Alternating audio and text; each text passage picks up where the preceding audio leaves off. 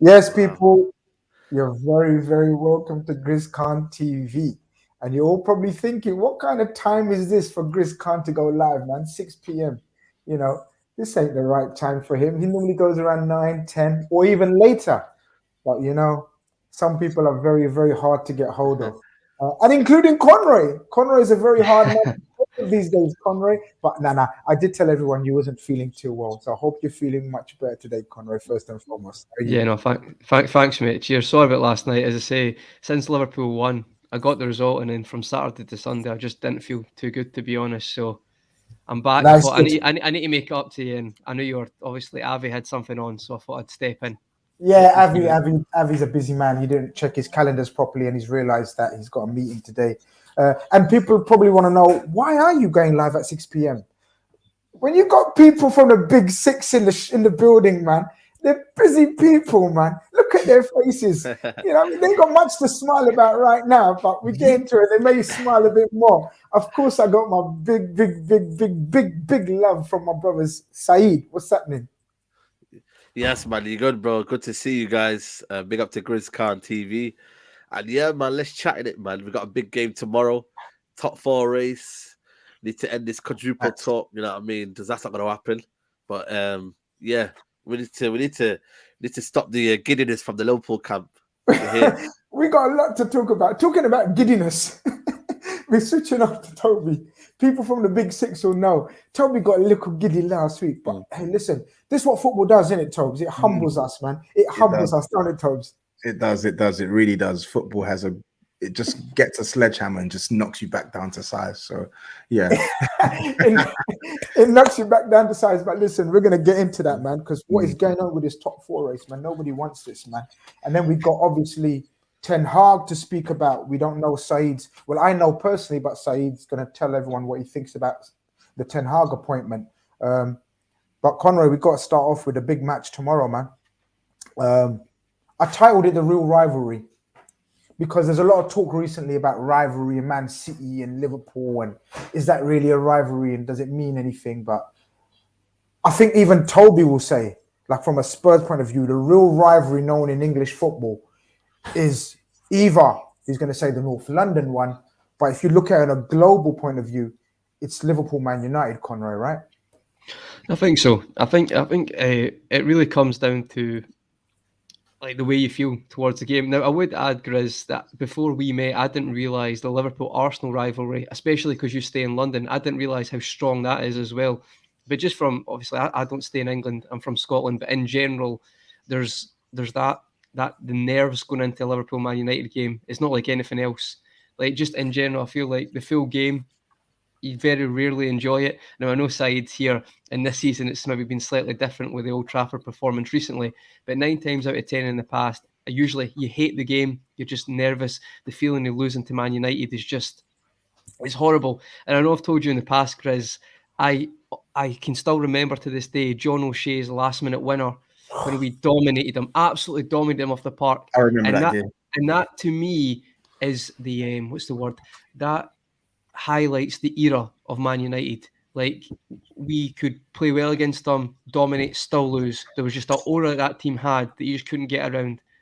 And I feel like now it's like you can see that that's miles away. It's gone, and that's why it's times are changing. And I feel like it's maybe the opposite now.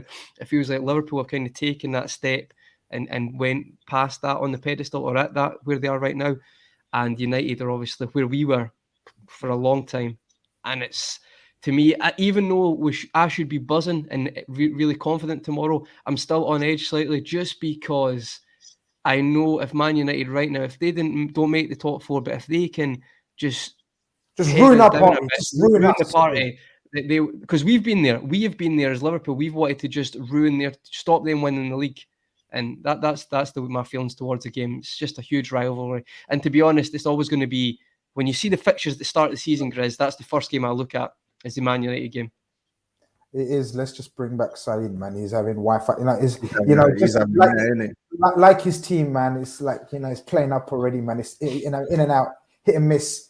Call it what you want, but first and foremost, Fahim Shah, my brethren from Luton, is saying love and respect to Toby and Saeed. That's my friend, guys, and he's saying love and respect Big to up, you. So big big up up. Fahim as well, man. We're going to go for a munch together very soon. Can you hear me? We can hear you, man, but what's going on in it? Like, fix up in it. Like, we can't tell your team to fix up, but we can tell you to fix up in it. Like, fix up. What's going on? Where are you? Are you there, Saeed? Nah. But Toby, as rivalries go, even from a fairly neutral point of view, this is the rivalry in it. You know, we've had banter about the Liverpool City and everything, and people have been talking about it.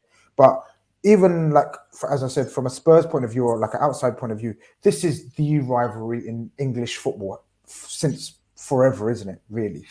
Yeah, I think the only one, I think with this one, when it comes to sort of the highest of high in terms of stakes, I think this one comes close. Obviously, Man United, the most league titles ever in England. Liverpool, the second most league titles ever in England. There was a big rivalry back then in the 80s and 90s, and I think it's sort of carried out through to present. I think in terms of sort of a rivalry that matches in terms of fierceness and what's at stake, I would actually say Arsenal and Man United is probably next behind that. But yeah, I think Liverpool United it's definitely a rivalry. But I do feel like Liverpool and Man United, it's a rivalry that's sort of, I don't know if you lot agree with me, but I feel like it's a rivalry that sort of not lost its fire, but lost a little bit of what's the word I'm looking for? It's lost a little bit of something. Because we're being shit, that's why. Yeah. Because it's become like, I think it's weird. I think like now let's be real, Liverpool are the main reason why this match has any sort of relevance, because in the previous seasons gone by, it's not actually led to much, if that makes sense. Like Man United, I know what you mean. There's not much at stake in terms of neither team are going for it's a game, a clash of the top of the table clash. Yeah. Or a Champions League final or a FA Cup final or something. Yeah. I know what you mean. But Saeed, one of the reasons I said, like in recent years, it's mad, isn't it? Neither one of us, right, in the last, 10 years have been good at the same time. If you know what I mean. So I think that's what Toby means. So it's either been you guys have been good. That's true. That's true. We've been 4th, 5th, or now we're good and you're 4th, 5th, whatever. So I think maybe that's what Toby means, like it's diluted the rivalry. It's a shame, isn't it? Because it's a shame because it is a shame. But the tensions are still there when we play. Can you hear me? The tensions are still there. I think you guys had to figure yourselves out for. Yeah, it's true. You guys had to figure yourselves out for 30 years, and now we're in the 10th year of figuring ourselves out. No shots intended, but you guys had 30 years to kind of sort it out. But now we're in the 10th year, so that could go on for another 20. You just never know. Obviously, Ten Hag will come and will bring in his sort of what he wants to do, but we have to figure out now how we're gonna get to where it used to be. I feel like for me, it has a speciality. I think this is a fierce rivalry. Rivalry is a bit too kind of I don't know, it's a bit mellow. This is a fierce rivalry. Because you know what happens when you're at the ground. You know how passionate it is. It's Northwest as well. You know what I mean? We've got to put that into a factor as well. We're literally, half an hour drive, if that 40-minute drive between us. So for me, it's a fierce rivalry. You know what I mean? The fans don't like each other. For me, can't, have a rivalry, if the fans like each other. Okay, we could be lovely friends on here, but in terms of when you get to the stadium, you don't want to know each other. You have to walk past each other. You can't just, how they had it in I don't know if you remember the game, the 1-1 game when Roy Keane was pointing out that United players and Liverpool players were all kind of lobby-dobby. He didn't like that. That's why he didn't like it, because he goes, this is a fierce rivalry. You shouldn't be doing that. So for me, I think this is the biggest rivalry. I think this is probably bigger than Arsenal, bigger than Man City, the Derby Day. This is a fierce rivalry of the history, of the fact that you dominated the 70s and the 80s. We dominated the 90s and the early 90s. For me, this is a big game, man. And you know what, man? If the players don't perform tomorrow to the level that we expect, mate, they're gonna have that same set of treatment that they had at Everton and they had at Man United for a certain stage. So I think it's a massive game tomorrow, just for the fact that we have to stop Liverpool from winning the title. I feel like if Liverpool win that game, they've won the title for me, because of the momentum it will give Liverpool. Definitely the first one. I will. Steven Gerrard's red card. I can't remember who it was that he lashed out at. Was it a Herrera? I think it was the Herrera. game at Anfield. Yeah, Herrera. like 30 seconds in Yeah. or something. yeah, and it's like he literally tried to 2-foot him, and it's like Steven Gerrard, he plays all action, but like he's a pro, and for a pro like that to lose their head in such a fixture, it tells you what the fixture what it means in terms of the importance. Do you get what I'm saying? So it's definitely one that the fans and the players will know the importance of. But the thing is, right? See, I know Saeed, innit? And even though he said no dig, right? He still had a dig at us, right? Like saying, you've had 30 years. No, not really. Go on. So I know him, innit? So I'm not going to let him get away with it, right? So, Conroy, even though Saeed mentions the 30 years, right? We managed to win, I think, top of my head, correct me if I'm wrong, a couple of Champions Leagues in that era. We won a lot of trophies. We won trophies. It wasn't a 30-year drought where we went F all, right? We're like Man United now are winning F all. So there's a big difference between our era and your era. But we'll get to that. Saeed does that. But Conroy, what Saeed's 100% but then about. the first 10 years, what did you win? In that first 10 years, what did you guys win? Did you win the treble? Why are we getting back? Why are we getting back? Let's look forward, innit? We've got so much to look forward to. Why are we looking back? Come on. We've got so much to look forward to, man. What a show we got lined up. You want to go backwards. Anyway. Conrad, there is similarities though, Grizz. There's definitely similarities. There is. 100% there is. Yeah. They remind me, I've told him as well, they remind me of us. The fan base, the delusion, every coach that comes in, yes, this is the we're going to come on to the appointment of the new coach pending, etc., etc. But the rivalry, what Saeed said is spot on about in terms of, do you remember when we went through that phase where we were shit, we had no chance of winning the league, but we always raised the game for Man United. Hopefully Chelsea win it or Arsenal win it, as long as we stop them. I think that's the danger for us, isn't it? No, absolutely. And I'll be honest, guys, like we ourselves have seen some poor teams, and I'm not saying necessarily individually Man United have got, there is stars, you talk about Ronaldo, Sancho's got the potential, Bruno Fernandes, like we've had some teams in the past where we've put hope on teams that on paper you'd be like, they're gonna cause any problems to the Man United teams they've had in the past. But you just know the fixture, what it is, weird things can happen. And to spoil the party, we were there, Grizz. We have been there. We've been, you know what, we go there, Chelsea go and win the league, Arsenal go and win the league. That's been our ambition.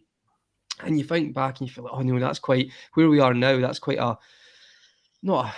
to put all your hopes on that. But you know what? It's like that's the intensity of that rivalry is like that. And I feel like that's why tomorrow is a dangerous game. It is, because we've been on the other side and strange things can happen. And I've got a feeling that tomorrow is not going to be as smooth as we think it is. I really don't think it will be. These games never are. It doesn't matter where we are in the table. And I know it's a cliche, and I know it's people just say it for the sake of saying it, but we've seen it even in North London derbies, right? Tobes, where it doesn't matter where Arsenal are or where you are, or vice versa. Shit happens, Very recently, shit happens, right? But this is what derbies are all about, and especially when it comes to the fierce rivalry, the neighbour effect. You see brethren, like you live in London, so you see people that sort of not going to let you live it down. Same with Saeed. He knows he's going to go around and people are going to say, look, do what you want, but don't lose to Liverpool. This is, okay, we've had a shit season, but it'll make up for it just a little bit if we stop them Scousers from winning satin. So from that aspect, there's always pressure, isn't it? Yeah, definitely. I agree. I mean, it's one of those games where Saeed, I know. Might be frozen. Is he frozen still? I think he might be frozen. I hope his team freezes tomorrow. Let me just quickly read a couple of super chats while we unfreeze. You know what I mean, Saeed. He says, don't play Kevin Jimenez. Hope I've said that right. He says, don't play it down, guys. These players don't have that mentality, lol. They will down tools. They can't be bothered. Big up everyone. Can't wait for the big six. Are they going to down tool? Have they down tool, Saeed? Are you there? He was just there for a second. He's left. I think a lot of them, are definitely in holiday mode for sure. Mm-hmm. I do. I can't lie. I think a lot of them are in holiday mode. You look at the performances from Man United. Ragnick is coming out most weeks. He's criticizing their performances. He's saying it needs to improve. He needs to improve. Of course, he needs to look at his own He needs to look at his own performance as a manager in recent weeks, where there's literally it seems like Man United just don't really have a style or a set way of playing as of late. But when I watch Man United these days, I don't really see much fight. I don't really see a lot of like desire. I know they're cliche buzzwords, etc., but when I'm watching Man United, I'm literally seeing a lot of nothing performances. Bruno, I'm struggling to see the last time he's put like 2 or 3 good games together. The same goes for Rashford. The same goes for a lot of their players. The same goes for the right backs. Like, I'm just watching this team and I'm like, this is a team that they're in a top 4 race, but it's weird. They're in a top 4 race. They've got enough players to actually do some serious damage, but I don't think they believe that they're good enough to get top 4 right now, and it's resonating on the football pitch. The top 4 battle is strange, isn't it, Tobes? You know, people are sort of every week there's a new favorite. We always discuss it, don't we? Like, you know, you're the favorites. And whoever we label the favorite says, nah, we're not the favorites. It seems like the teams are doing the same shit, right? They're saying, we're in the driving seat. Nah, you're in the driving seat. Nah, you're in the driving seat. And it seems like Conroy, they lose on purpose almost. Like, let me take Saeed's. I know he's beautiful and handsome and all that, but let me take him out the stream while he sorts himself out. It's like that, Conroy. Again, Man United win on the weekend.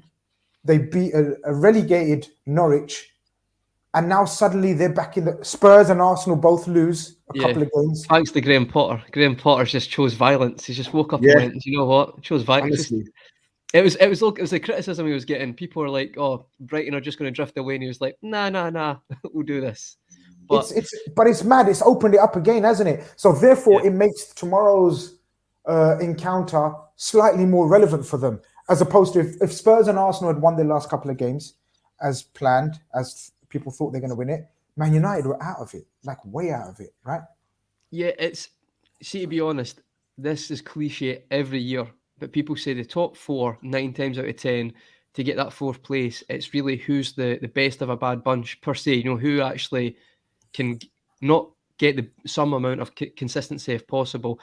And I think last year you saw that because Liverpool, each their own, but we got very lucky. We literally had Alisson last minute against West Brom, and the failure to capitalise of the other teams around us was the reason Liverpool got top 4 and are literally in a semi-final now. I do think it's because of that. And you're seeing it again this year. Like, Manchester United should not have a hope. And you could probably say Tottenham, listen, Tobes will know better, but recently Tottenham's form before they kind of kicked into gear with Conte, they've been allowed back in as well. Arsenal really should have kicked on, but then me and Toby argue like this cat and dogs. But then people say Arsenal shouldn't have been in that top 4 anyway in the first place. Do you get it? There's different factors in the season. I do agree with that, but it's just like Man United have beat a relegated team basically, and now it's like, oh, they've got a chance to do it. But 2 weeks ago, it's like losing to Everton, that they're out of it.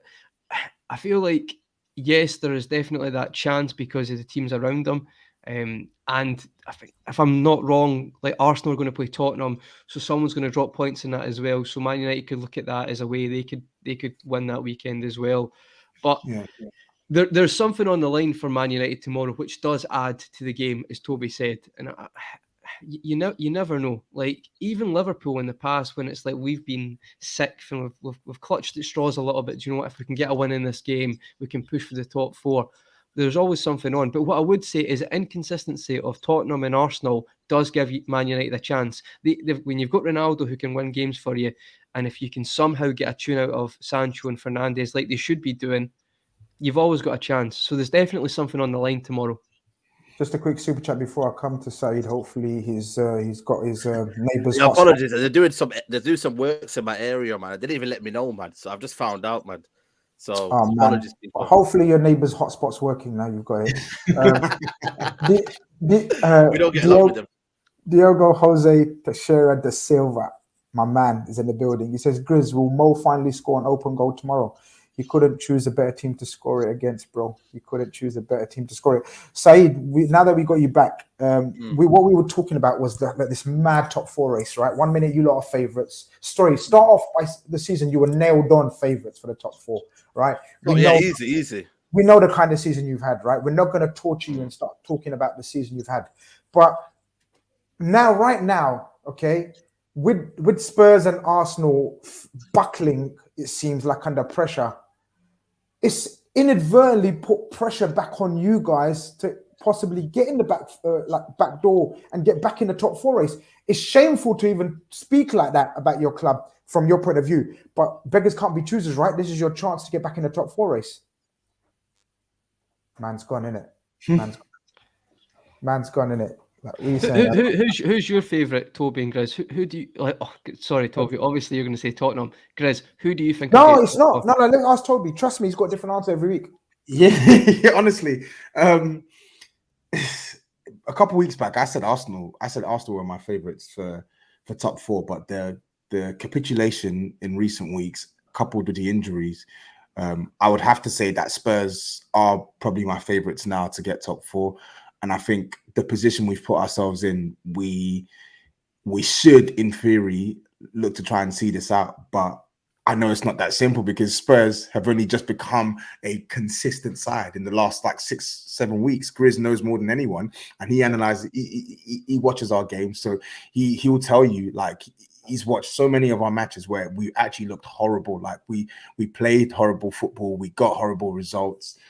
So Spurs have not been a team that you can sort of hang your hat on and say, yeah, I'm confident they can do X, Y, Z, because they just always let you down. And a good example of that is literally just this result this weekend. A lot of people expected us to win that game, and credit to Brighton, they came and they did a job on us, but it's another indication as to why Spurs are just this imperfect side. We're just not a good side, but we got some good players.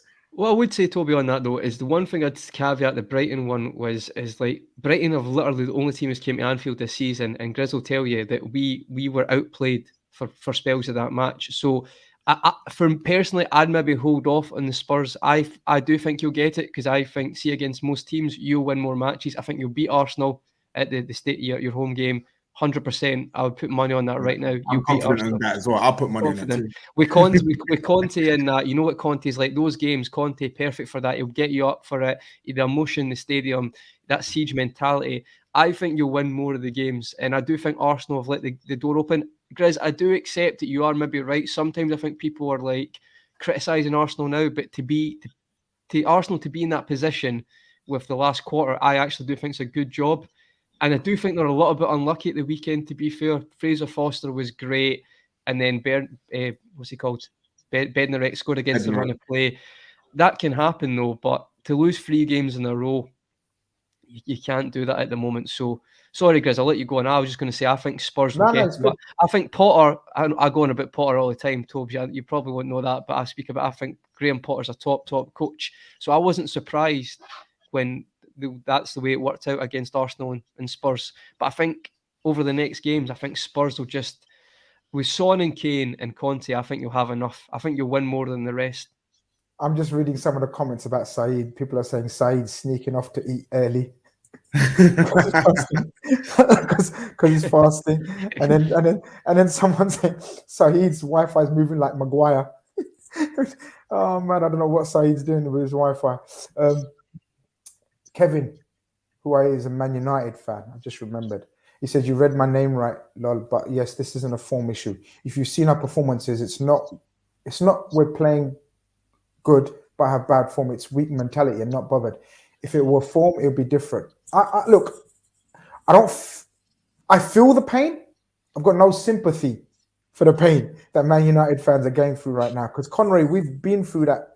We've been through what they've been through. We've been in the mud, so mate. we've been in the mud. We know what it's like to not have the right structure in place, to not the right recruitment in place, not the right people in charge.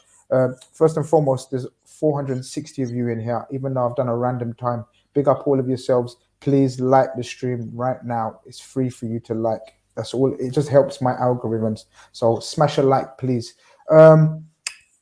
So Conroy, it's not one of those that it's a foregone conclusion as you say, but it's one of those that we're in this machine mode like mood now, form, call it what you want. We know we must go into game and just win, regardless of performance, regardless of the rivalry, regardless of who we're playing. So for example, we could be playing we're playing Man City, beat them. We're playing our fiercest rivals, Man United.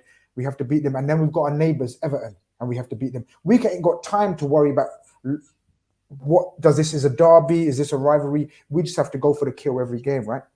Yeah, no, absolutely. That's what we have to do.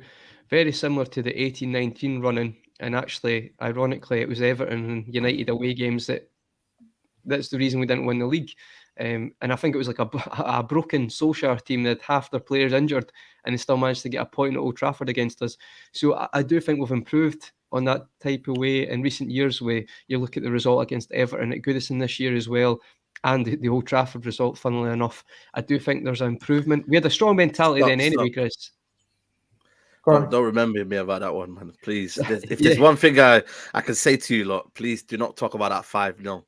I'm not going to go into that, mate. It was just to say that I think we've improved in that side of things. I think, as you say, Grizz, I'll let you go, Grizz, but we'll look at each game as it's part of the full thing with the league. You just have to be ruthless, and if you're not, you won't win the league. And that's with us and Man City. The standards are that high that if you draw a game, you're like, well, that's us lost the league. It's that simple. Saeed, I spent about a minute asking you the bad boy question. It was a proper one of research, right? And I waited for your answer, and man's just like, on the screen, like I wasted my question. Apologies, basically, what I was saying to you is, look, with the way Arsenal and Spurs are moving, right, it's giving you a chance to come through the back door again.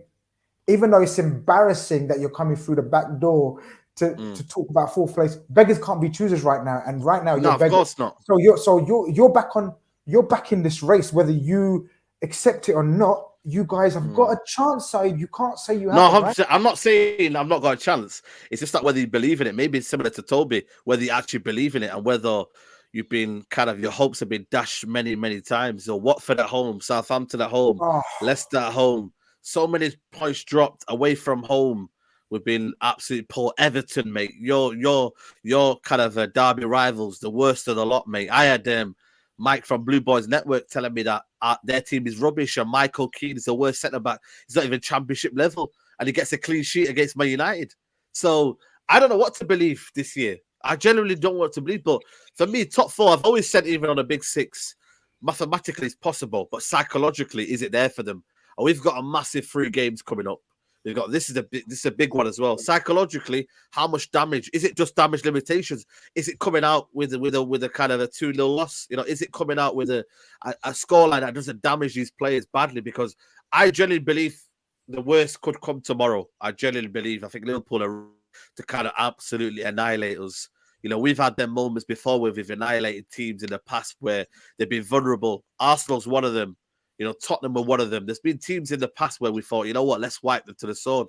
I think this is Liverpool's best chance. But also for us, we could be the team that could stop Liverpool win the league. We did it before with Man City. Obviously, they won it a week later, which didn't matter anyway. Yeah, but we did our bit in terms of that day, knowing that Liverpool had the momentum. Because I genuinely believe if Liverpool win tomorrow, I think genuinely they've won the title because momentum-wise, belief-wise. Toby, you can't say that, can you? I think it is. I don't know what Toby's going to say, but Man City, I think, vulnerable. They're vulnerable. People might not think it, but they're still vulnerable. You know, Diaz, if you can come back the same Diaz, you know, De Bruyne is so key to their team. You guys are more of a team. I know Guardiola still has a lot, but Liverpool are a machine. Once they get going, you can't stop them. And at this minute, nobody's stopping Liverpool. I'm sorry, nobody is. Just because Saeed's Wi-Fi was giving me doubts and everything, I had another Man United brother, just, you know, always in reserve, man. Welcome to the stream, Statman Baines. How are you, my bro? Man, big up Saeed, man. Some positivity, man. We might get a result tomorrow. You never know. Listen, I'm not going to speak to a guy who. What did you say? What did you keep saying? You're going to get a result at where? Man City's ground. Nah, listen. Mountains are there. You're the one that said we're going to get a win at City's ground. Mountains are there to be climbed. Statman is an overage. He does like to reach for the stars. To be fair, Yeah, I'll but be honest. worse than me. No, I'll be honest. On a real, yeah, we are getting back tomorrow. No, we no. are getting back.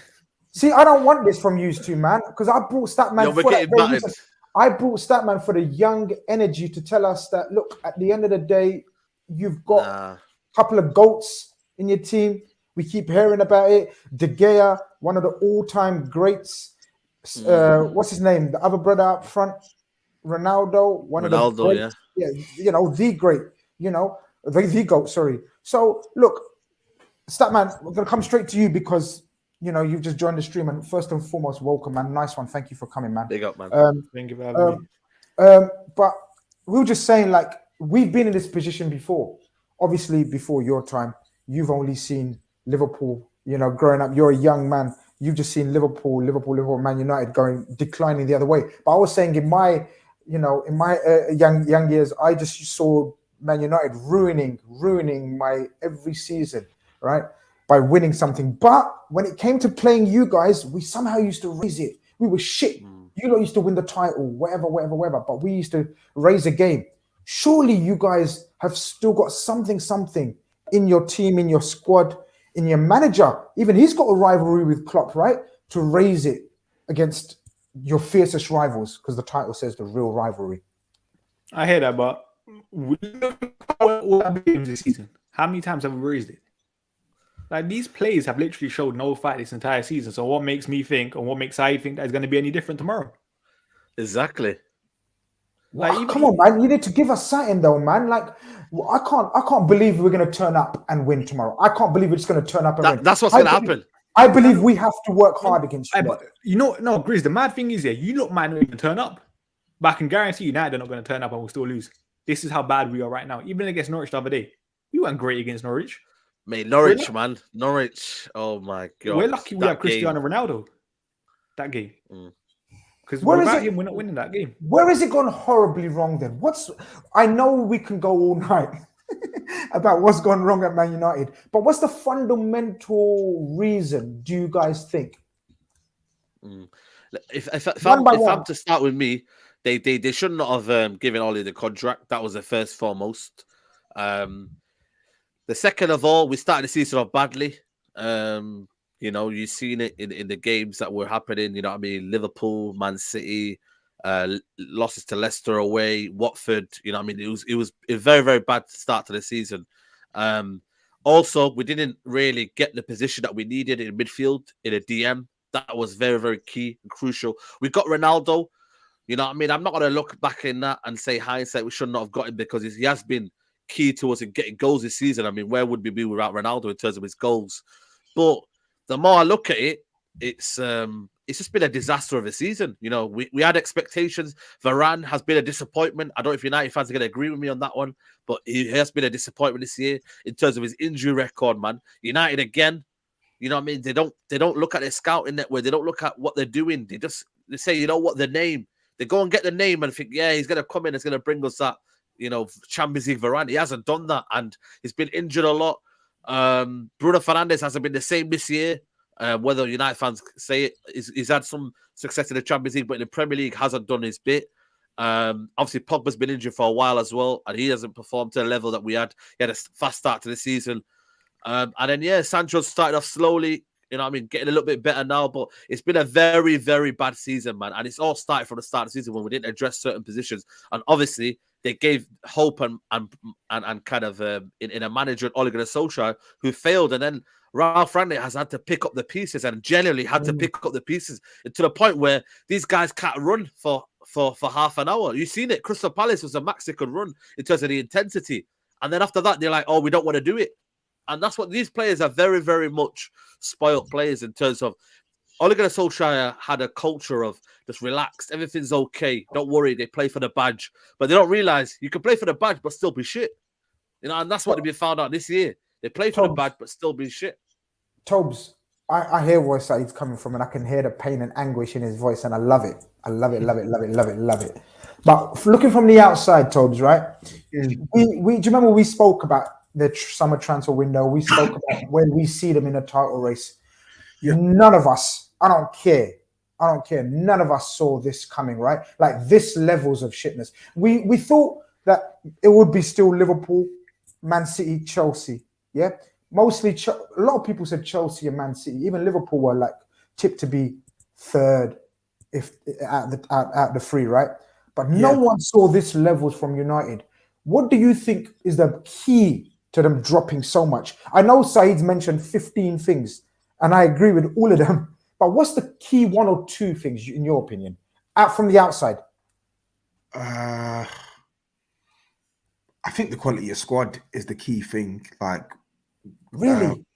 yeah, I think it's either the quality of squad or the manager, really. Because Saeed, we spoke about this. I remember after Steve's birthday on the way back saying that, like, I think Ollie had reached like his max capacity. Like beyond this, there was evidence to suggest that it doesn't get better than this for Ole Gunnar Solskjaer, because even though he finished second, it wasn't a team that were like, they were consistent in terms of results, but in terms of performances, rhythm, that was always an issue throughout his stint at Man United. And I think now more than ever, I'm looking at their squad, and I actually think it's the players. I think a lot of the players are not as good as I thought. Saeed can probably say that. I've heard Saeed's reviews. He said the same thing a couple of times as well. A lot of these players, I expected more from them, and they've not delivered. Like I didn't think Ronaldo would be this immobile or dysfunctional when it comes to the responsibilities that he would have in the team outside of scoring. I didn't think Marcus Rashford would be this poor this season. I didn't think that Maguire could get any worse, and he has. I didn't think that Dalot was as bad as he is. I didn't think that Wan-Bissaka was as bad as he is. Fundamentally, I think the biggest thing with Man United is the squad is just not good enough. Like, there are some players I mentioned there that are just having bad spells. Like, I know Saeed disagrees with Marcus Rashford, but I like Rashford. I think he's a good player, and I think he's got gears to go. He's shown that already, and I think he just needs to get back to a good level. But when I look at their team, I look at McTominay, I look at an aging Juan Mata, I look at an aging Nemanja Matic, I look up top, Cavani, who scored, I think he hit double figures last year. He's been a non-entity this season. He's barely played. So for me, first and foremost, before the identity, before the manager, look at the squad. The squad is actually, man for man, it's not as good as I thought it was. It really isn't. Statman Baines, you've heard Saeed from a Man United point of view speak about the issues. You've heard Toby speak about the individuals. I want to ask you about the coach's side of it, right? So we know about the players underperforming. We may rate some of them, we may not rate some of them, right? No problem. But do you think the ownership made a huge mistake in keeping Ole? And then do you think they doubled that up with another huge mistake of just hiring a coach for an interim period? And do you think that's hindered your progress, or you basically wasted your season as a result of those two key decisions? I think Oli definitely stayed too long. I think everyone knows that he probably should have been sacked numerous times last season, or at the latest after the Europa League final. With the Ralph situation, I said this, Ralph's been a massive disappointment in my eyes as a manager. But I felt like, and I think most United fans felt like Ralph needed that job so he can get a step in to go upstairs. I don't know if the club would have given him that consultancy role if he weren't already manager. And that's what the biggest thing is. Like, don't get me wrong, Ralph's failed as a manager so far at United. I said this, as soon as he came in, we should be getting fourth. Bare minimum. He's failed. Because I don't think we'll get fourth. But now, we can only judge him when he goes upstairs, because that's what his main role is. I said this, he's not a world-class manager. He never was a world-class manager. But what he did at Leipzig, Red Bull, building that club up, increasing the overall club value, that's what we're kind of here for. And that's what was the thinking then? But what was the thinking then behind hiring him as a coach then? Especially for what was it, a 6-month contract, was it? Or something like that? I don't know. You guys United had no plan. United had no plan. That's all it was. Do you think it was lack of planning? Yeah, 100%. Like, let's be honest, like, Oli should have got sacked after the Liverpool game. The club probably just sacked him because of the pressure and stuff. That one was mental to me. Crazy. They should have sacked him. They should have sacked him at that point. but they waited until top 4 was mathematically, still possible. And you know what, is kind of run away from them. They thought, you know what, it's a perfect moment. I disagree in terms of Ragnick's been a failure at Man United, because, and I said it to Statman at the start of the season, I'm not going to be blaming Ralph Ragnick for us not getting top 4. I'm going to be blaming the club because of the mess that Ralph Ragnick has come in and the squad. When you're looking at Martial, you're looking at Donny van der Beek. These are 2 players that you could have kept, but because these players were emotionally damaged in terms of the club had promised them so much things and they didn't, and they've left it in a squad this bad. Ralph Ragnick came into a situation where he wanted a midfielder in January, they didn't give it him. Zachariah was available for 7 million, they didn't give it him. Jesse Lingard wanted to leave in January, and then all of a sudden he's not leaving. And then it's been there's so much situations going on. Cavani has been basically saying all season, I don't want to be here, but has been kept here. There's so much damage been caused, and I feel like these players for me have been prima donnas, and I'm putting most of the blame on these players because when I look at what they've done after Ole Gunnar Solskjaer, it's almost as if they've sulked. Fred has come out and said, we need a manager. Well, listen, man, you need to perform. Forget manager, you need to perform. Whichever manager is, he still perform at Man United Football Club, and some of them haven't done that. Rashford, he's done more kind of PR statements than he's had good performances. I'm sorry. No, Saeed, I hear that, yeah, but at the same time, Ralph still deserves blame. Champions League against Atletico Madrid, we should have played the man match in the second leg. He didn't.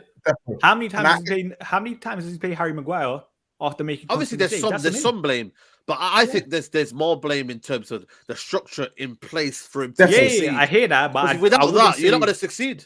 But Saeed, I think Ralph is kind of like untouchable. Yeah, exactly. And I'm not saying that. I'm not saying that as well. And I'm not saying you are saying Ralph is untouchable, but I think when we spoke on the Big Six, remember about Ralph, like there were games where you could actually point to some improvements, some tactical improvements that Ralph was adding. But I feel like in the last 6, maybe 7 weeks, I'm watching Man United and I'm like, what is this?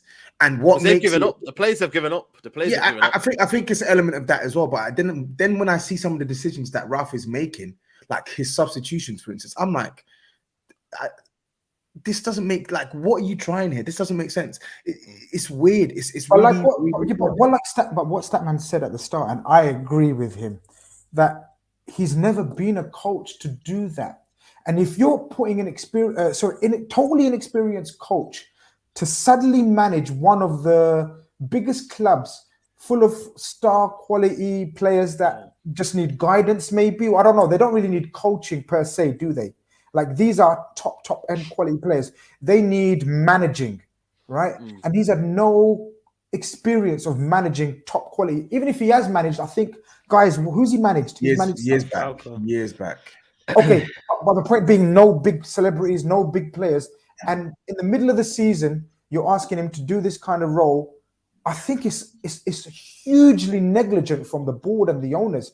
It's massively negligent. Do you not think, Grizz, though? Do you not think, Grizz, though, that I think your point is fair, but I think with Ralph, and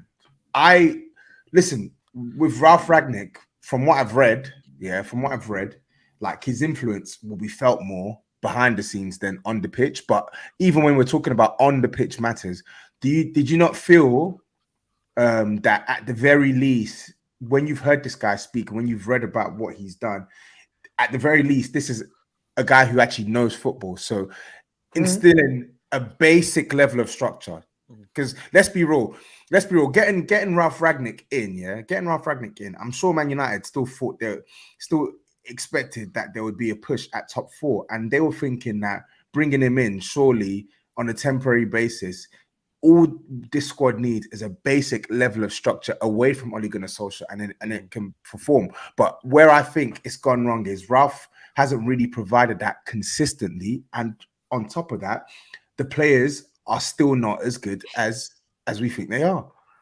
I think that's overrided the feeling of Ralph Ragnick not being a tactical manager. I feel like some of the players have just given up. I genuinely, I've watched. When you see it live, the players have just given up, and when you can feel it. I can feel it with these players. They're just thinking, you know what? He's interim to the end of the season. I don't really care. But hold that thought, because that's quite damaging. That's quite damning. If that's the state, I've got to read a few super chats out. Big up, Grizz. Gain watch you on the Big Six show. You know your football. we all know football, man. That's why I got these people here, man. Thank you, appreciate that. Just gained a subscriber. Tob's in the mud. If the Hammers win the Euro, yeah. Yeah, I hope Jamie, he wins it, man. shout out Jamie, man, who's a regular on my calling show. In fact, I'm going to start getting him involved on my major shows. Shout out to Jamie. Key factor is LFC playing City a few times. Key factor is LFC playing City. It must have been from a previous chat. I can't remember what you were talking about, Conrad. Can you remember? I think he means because like there's a good chance you're going to play City in the Champions League final. Of as course. well. Yeah. So there's going to be that meetup might have a factor on. We have a City fan, people. We have a City fan amongst us. Bomba.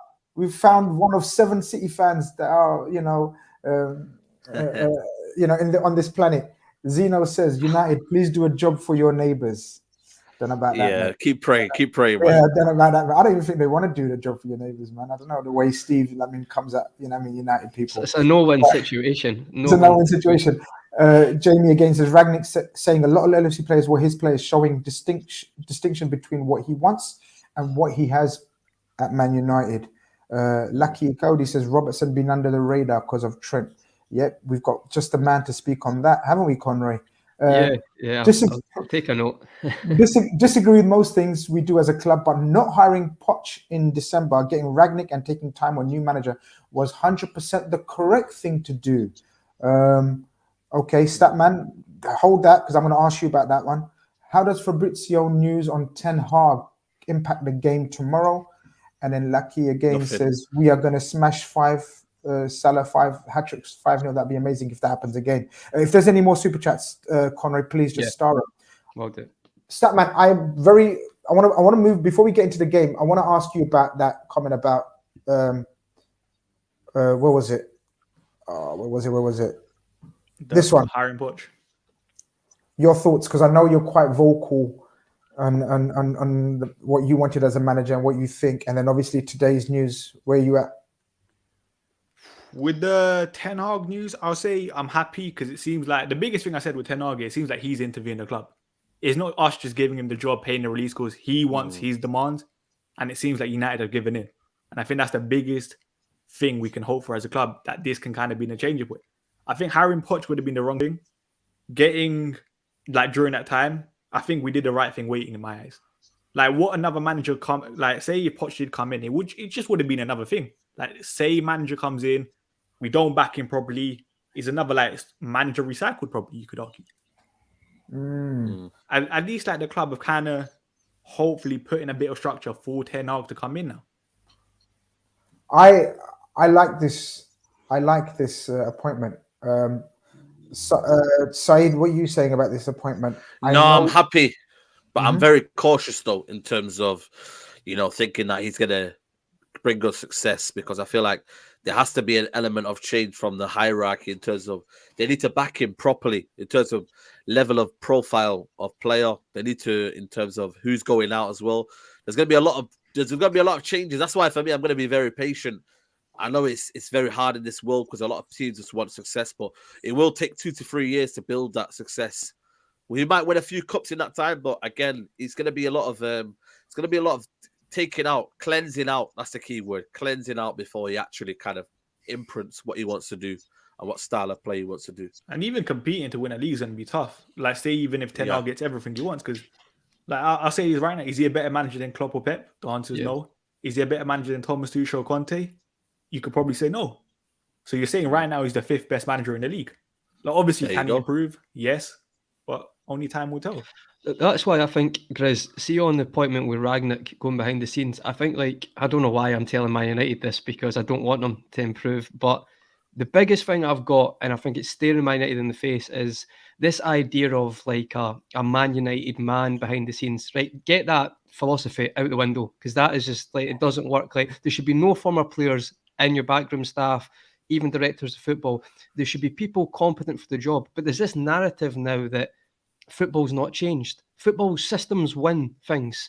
Players win things. You can't afford to have no identity, or was it free flowing football, or what was it called, freestyle football? That can't happen. That's not football.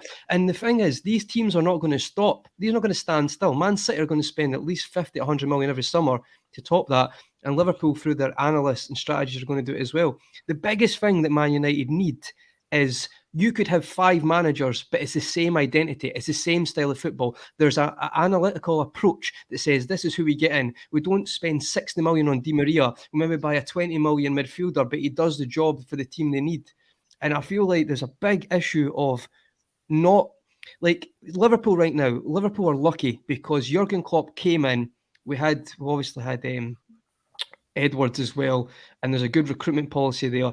But they take into what his style is and his approach is. And when Klopp leaves, I really hope that they stick by that, and for years to come, they stick by that. So it means if the manager has to go, there is someone there who can copy that. But the thing is with Man United, you've had a Mourinho, you've had a Van Gaal, but now you're actually going for probably a modern day version of Van Gaal and Ten Hag. So you've done a circle again, and it's still not been done right. The most important thing is I do think Rangnick coming in actually makes sense because he's going to try and take all the what's happening behind the scenes and fix it. And I've said this lots of times. If you can get something behind the scenes as a philosophy and a director, I'd probably say in football right now, your director or whatever you want to say, alternative job role is probably more important. And I'm not saying like Klopp, obviously Liverpool's and Pep's, they make the difference, but you have to have a contingency plan of what your team's about. And what is Man United's identity? I don't have a clue. No one has There isn't. There isn't because it was Fergie's identity. Yeah, but this guy changed now though. You've got 11 players you've got 10 players pressing constantly. You can't have passengers. You can't have glorious number 10s. And I just think it's like, for me, football's changed massively. And I think Man United, would you maybe agree, have been slow to the party to realise that there has to be deep-rooted changes to equal that or even get close to that. But Tobes, do you remember there was going to be a merry-go-round with managers? Do you remember last summer? And sort of Pochettino was in the mix. Who's the guy? Ten Hag was in the mix. Conte was in the mix. So there's 3 supreme coaches. Who else? Was there anyone else, guys? Remind me. I don't know. Zidane possibly in the mix. You guys were without a coach. United were without a coach. You know, are you happy that you got the appointment that you got? Absolutely. All those names, and do you think Conte would have done a brilliant, amazing job at United? Would you have been hurting if he went to United, or do you think one of the other names suits them? Absolutely. I thought he was going to go Man United. I thought we missed our chance for him in the summer. I see Ole Gunnar Solskjaer losing his job. I think he lost his job after. He lost his job after we hired Conte. And I said, thank God. Because I think if he had lost his job beforehand, then he probably would have gone Man United. I'm absolutely delighted that we picked Man United for Conte, because I remember a lot of Man United fans, a fair share of Man United fans that I spoke to were almost insinuating as if they didn't want Conte, and it didn't really make any sense to me. I'm like, this is literally a guy at the top of the food chain. Okay, granted, your squad's not good. He's not going to get you winning the league with this squad, but this is a man who constantly gets players playing above their means. So, but it was that game though, Toby. It was that game though, the El Sacico. If Nuno had won, I think he would be still in the job. I forgot about that. Yeah, that was the El Sacico. And honestly, I remember. Do you not remember what I said on the Big Six? I said, "Thank you, God. Thank you, Saeed. Thank you for that pumping. That's the best 3-0 defeat I've ever had in my life. Honestly, it's changed our season for the better. It really did. But Saeed and Baines, if you had now free will, free choice, obviously what's happened is happened. Out of those names that I've mentioned as coaches, who would you, and I know hindsight, etc., but be real, be honest, say it. Who was the number one choice out of all those that you would have wanted? And maybe you still want, because obviously Zidane. It was Zidane. It was Zidane at the time. Yeah, it was Zidane at the time. No, so it depends on which kind of version. If at that time El Sacico, it would have been Conte. But you have to base it on that time, because at that feeling, Conte was the prime man. So if it was after El Sacico, it would have been Conte. After Ole getting sacked, it was Zidane. After nobody else being available, it was Rangnick, because of what he would give us in the long run. So it's kind of weird, man. It's a different feeling at a different time. So what was your reasoning for Zidane, Statman? What's your reasoning? I've been looking at the squad. Worked with Ronaldo before. Worked with Varane before. I think he's probably the only manager in world football that can make Pogba sign a contract. And he's a winner. You can't hate on Zidane. 3 Champions Leagues in a row. Like, say what you want about the guy. Can I motivation can I pick on a couple of points? Incredible. But can I pick up a couple of points about that? Right, you're saying Zidane, and you're saying he's the only man who worked with Varane. He's the only man who worked with Ronaldo, and he would have made Pogba sign a new contract. I'd argue that's not what you need going forward. I hear that, but I'm just saying. I'm not the crux. I think are the crux to possibly your problems. All right, Ronaldo scores goals and okay, but Varane and Pogba, man, I don't know where you lot see this. It's this feeling we had the same, didn't we, Conroy, with stars of the past. We didn't want to let go of them, and then we signed players and we thought, yeah, these are the ones. But we had to have someone with a strong understanding from outside to come in, someone like Michael Edwards, someone like Jurgen Klopp, who had no affiliation with the club or players that are currently in our squad and team to turn this around. I feel as though Zidane, I think Conte would have come in and roughed it all up, but for your benefit in the long term. That's just my opinion, you know. I don't know what you. There's also there's no guarantee of Ten Hag succeeding because of the level of managers that are there. Maybe it might have been Conte because of the fact that we're playing Guardiola, Tuchel, and etc. Maybe that was the kind of one to go and get. But at this minute, because of the mess that we've been left with, I think generally my United fans will have to be patient that this will be a rebuild. And again, we don't like to use the word rebuild, but there will be a lot of players leaving, a lot of deadwood that would have to leave. Matic is leaving, Cavani is leaving, Martial will probably leave, Pogba's leaving. Who else? Baye's gonna leave. You know what I mean? There's so many things. Ronaldo, we don't know if he's gonna stay or go. There's so much. Jesse Lingard. You know what I mean? There's that's so many half players. Your squad. That's half your squad. Yeah, exactly. So I'd rather it be Ten Hag than if you're looking on hindsight, it probably is going to be Ten Hag because he's the one that has done it with Ajax in terms of rebuilding squads and finding again De Jong, lost so many players and still was able to kind of rebuild. Timber has come out of nowhere. You know, Gravenberch, you know, all these players have just come out of nowhere, but look at them, they're already going to Bayern Munich. So, but do you not think he's been aided by what is a really good structure in Ajax where they have they've had a set way of integrating young talented players into their team. Like that was their model. That was their model for a couple of years. And that's why he said he's had to do it. That's why he said he wants to do that model. That's why when Statman's talking about he's having questions about Man United, if they now snake him and say, you know what, we're not doing that. That for me is going to be absolutely carnage because then the board have really got to go. Really got to go. It's crazy. Right, let me read out a couple of super chats before we wrap up and think about the game tomorrow very quickly. I need to know what made you 5 support your teams.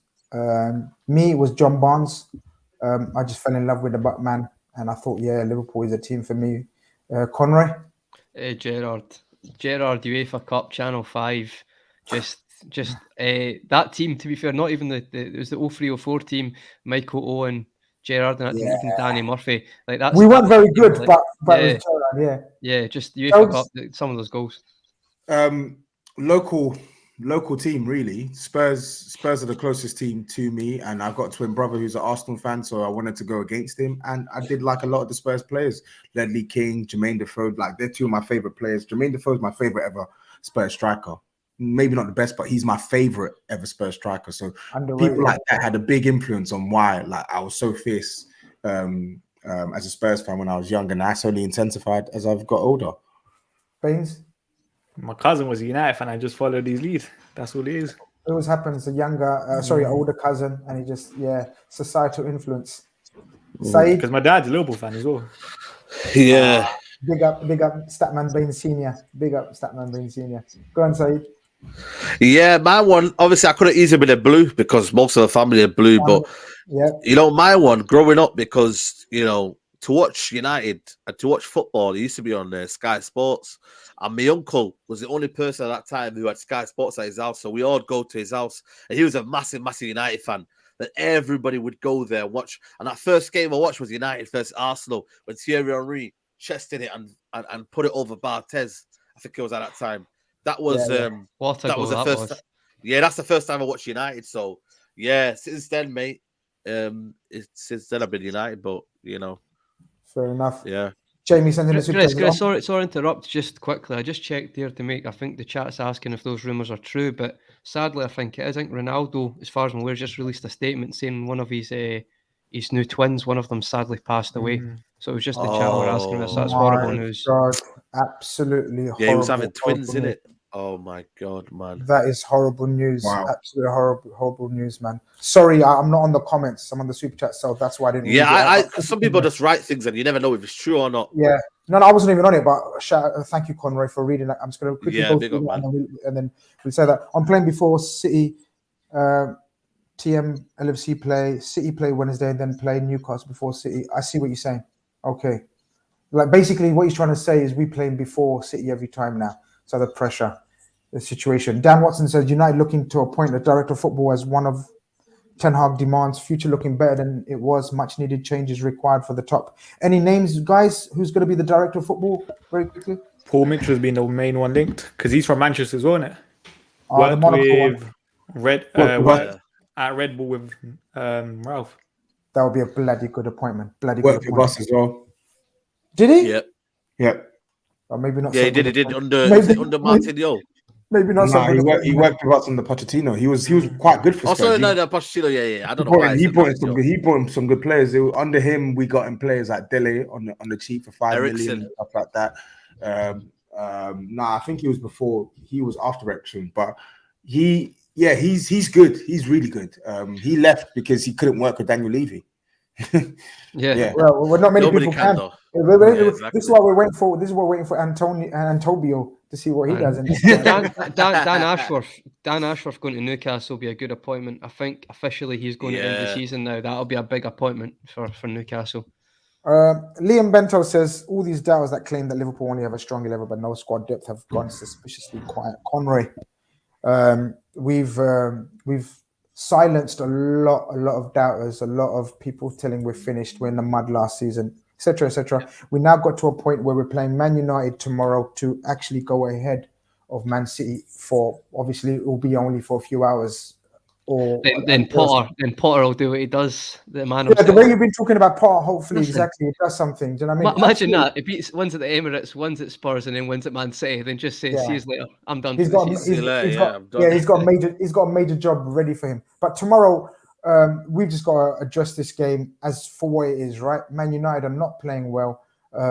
Has that news been confirmed, guys? With the Cristiano Ronaldo? As far as I checked Twitter, there I think statement, yeah. So that's wow. Commiserations and absolutely heartbreaking. Just no words for when you hear something like that, man. Whoever it is, whether it's a massive superstar or whether it's someone like us from the street, but yeah, very, very sad news. But looking at the rest of their, obviously Baines and Saeed will tell us, obviously looking at the rest of their state of their lineup, we've got a different type of dilemma where who do we leave out, who do we play? Do you see any changes tomorrow in our lineup from the City game? How do you see us setting up tomorrow? It's funny, probably not, but the reason is, Grizz, I thought City would play Firmino to hold the ball better up when we get it. However, I think against Man United, it is a different game to City. I feel like we can afford, we'll get the ball back more than we did against City, hence why you go for Firmino there. So I think it'll probably be the same front three, give or take, maybe Jota in for Diaz. But I think Diaz will scare a lot of fullbacks at the moment, and I think Mane's form, you can't drop him, and you're not going to drop Salah, are you? So I think it'll be the same front three, maybe a change in the midfield, maybe Henderson in for Keita, and I think possibly Matip in at centre back for Khanage. However, he's played Khanage in the past against United, so he might do it again. Baines, your team is, well, fill us in. What's the situation with injuries, suspensions, or whatever? What's the situation? What's your predicted lineup for tomorrow? Who knows, man? Varane's out, Luke Shaw's out, McTominay's out, Fred's out, Scott McTominay, Edison Cavani's out again. Like, it's going to be a long day for United. I think our midfield is going to be Matic, Pogba, and Bruno or something. And we've seen it in the past. that midfield does not work. That midfield on the turnover gets exposed. And I think even Ralph Hasenhuttl said it. You can't, like, in my eyes, you can't play Pogba and Bruno together. Massive calamity. So let's start from the back. Who do you think is likely to be the right back? Is it Dalot, Bissaka? What's been? I think Ralph will probably go with Wan-Bissaka tomorrow. Okay. It depends, because some people say we should go with a back five. I think we'll probably still go with a back four, and I think Wan-Bissaka will play. Centre backs will be Maguire and Lindelof, and left back is going to be Alex Telles, and that's going to be a disaster, because this is one of the worst. Like, trust me when you see this, yeah. When you watch Alex Telles play, he's shocking. Really? He's so bad. How can you get to that level in your career, though? How can you get to that level and not be a good footballer, though? It just baffles me. The thing You is, can be a good pro. I said it with Alex Telles. He lacks the mobility, the athleticism to play left back, and then every single time he gets the ball, like, so people say he's like Bruno at left back, because every single time he gets the ball, he just boots it forward, kind of thing. There's no awareness about him, and trust me, when you like, he's gonna be a target for Liverpool. Like, you know, Mo Salah will probably break his goal drought against us. That's how bad he is. I remember when we played Man United, we had a lot of joy on his side with Kulusevski, because in 1v1 situations and even just getting in behind. Alex Telles, physically, he's not good in 1v1 situations, and he's just not a good defender. I think Telles is all about his technical quality in and around the final third. So if you get the ball to him, and even then his crossing, for someone who actually his crossing is good. His crossing is good. His crossing is good. He made a very, very good crosses on the weekend. He's got exactly. So the one thing about Telles is that he's actually got a good left foot. Like, technically, he's got a good left foot, but beyond that, the duties of a wing back, he fails in every other aspect. He can't get up and down the pitch consistently. No, you can't. That's another one. He can't defend. He's not fast. He's not strong. Look at him against Norwich defensively. But Saeed, terrible. Saeed, we were just trying to pick your team, right, for tomorrow. I don't know if you agree. Yeah. Baines is saying Wan-Bissaka, Lindelof, Maguire, Telles. Yeah. I think Wan-Bissaka will play. Definitely will play Wan-Bissaka. How are you guys thinking midfield? It will have to be Matic and Pogba, right? You got no one else available, right? Yeah, it'll be Matic because he rested him for a reason. I'm guessing Lingard, Pogba in the 6. I don't know. I doubt he plays Lingard. I think he plays Matic, Pogba, Bruno. Yeah. Matic didn't play on the weekend, so yeah. But are McFred definitely out? Or is that just... out. Fred is a big loss, man. You know, it sounds crazy to say that, but he's a big loss because he's been showing a bit of energy lately. It's mad in the dunya when you're saying mad in the dunya, man. But yeah, man, exactly. But it is what it is. But what he offers us in terms of his energy in that midfield, he does cause disruption. He doesn't really have anything on the ball, but in terms of what he can do, break up play and kind of be that kind of live wire in that midfield, he can do that. So who are we getting up front? Ronaldo. I don't think Ronaldo will play. If I'm being honest with you.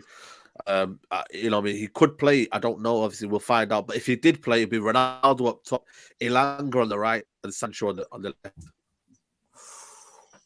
Statman, you think that's going to be the case? Obviously, obviously, if Ronaldo doesn't, then are we assuming automatically Rashford comes in? Nah.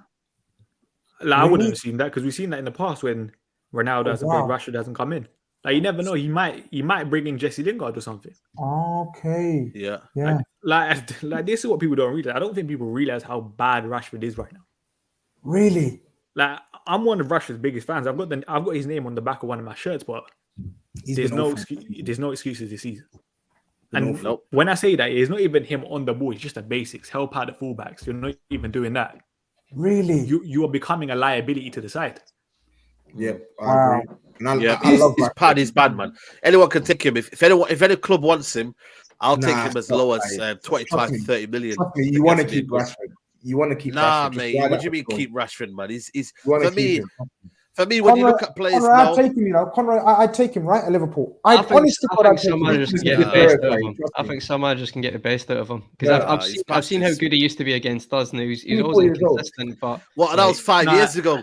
Conrad, that was 5 years ago. He's still got that ability. I just think people don't. But he hasn't got the ability, though. He tried going past. You know what he tried to do on the weekend, mate? He tried to meg someone, and go past him. He couldn't even do that. He's lost every ability that he's had for me.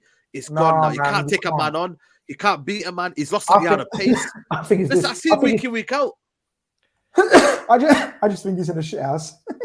No, Nah, he's not.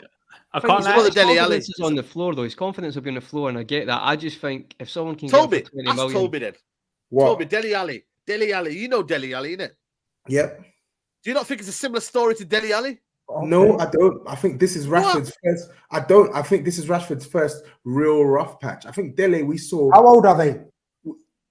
He's Rashford 1.5 is years older than Rashford, I think. But it might even be 2.5 years older. But what I'm saying No. is, He's 24. Rashford. and Dele is what, 26 now. Dele is 26 now. So listen, Yeah, something like that.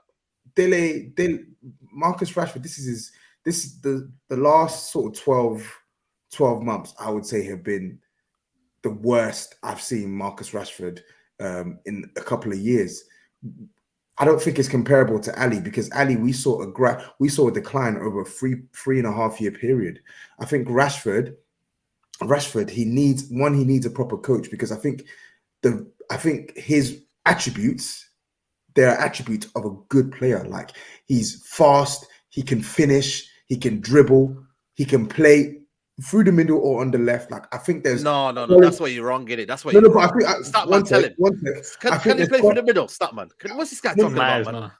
No, bro. Are you crazy? What, you haven't watched him, Toby, man? Saeed, can I No, finish let my him finish. point? Let him finish. All right, Can I let him finish my finish. point? I'm not saying he's a 9. I'm not saying he'll play there as a 9, but I'm saying if you wanted a central option to play 2 just in a one-off game, he can do it, bro. He can do it. He may not have to hold up the ball. He can do it. The point I'm saying is Marcus Rashford has enough attributes and has done enough for Man United that warrants keeping him now, because I'm telling you, a better manager like Ten Hag can come in and get more out of Marcus Rashford. I'm telling you I that. get that. I get that. I absolutely get that. But for me, if someone said to me 25, 30 million this summer, do you want Marcus Rashford? I'd sell him, me.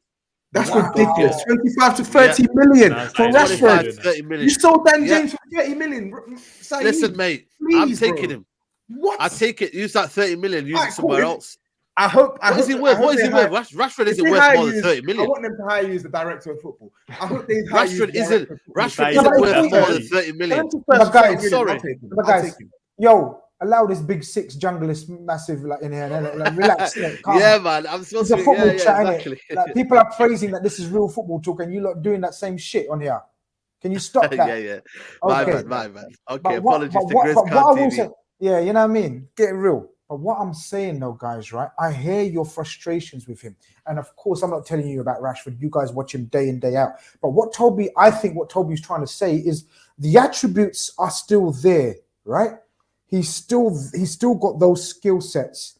He's not being coached, or he hasn't got the mentality. We can criticize him for his mentality, we can criticize him for his determination, his desire, and we can criticize him for his attitude as well. Because if he doesn't like Ralph Ragnick, that's no excuse not to put the shift in. Because I think, Statman, you were saying that he's not tracking back or things like that. For me, can I just say something? But that's not on a coach. That's on your own mentality and heart and desire. Can I say to something? play. If for me, Sancho will be better than him on the left for many years to come. Many years. Sancho is taking his time, but I think undoubtedly everybody knows Sancho is a quality player. Played in Europe at the highest level. Everybody knows his ability. Rashford cannot play on the right hand side. Therefore, is there a point in keeping Marcus Rashford when he can't play through the middle and he can't play on the right? Why not have both compete for one spot? No, because Rashford don't want to do that. He's sulking already. He's sulking.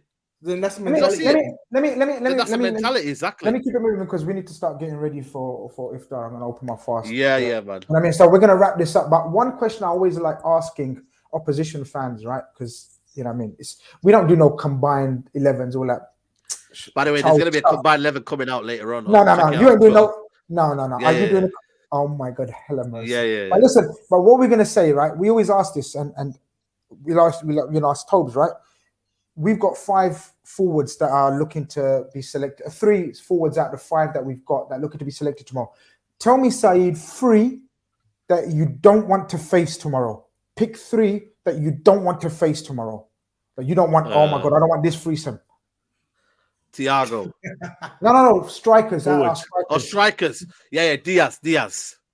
For me, I don't want him. Bobby Firmino. A lot of people don't really rate him. I rate him, but because you know why? He tore us apart. out on Trafford. He got in these little pockets, and for me, he was causing all sort of problems. He allowed Salah to get inside so many times.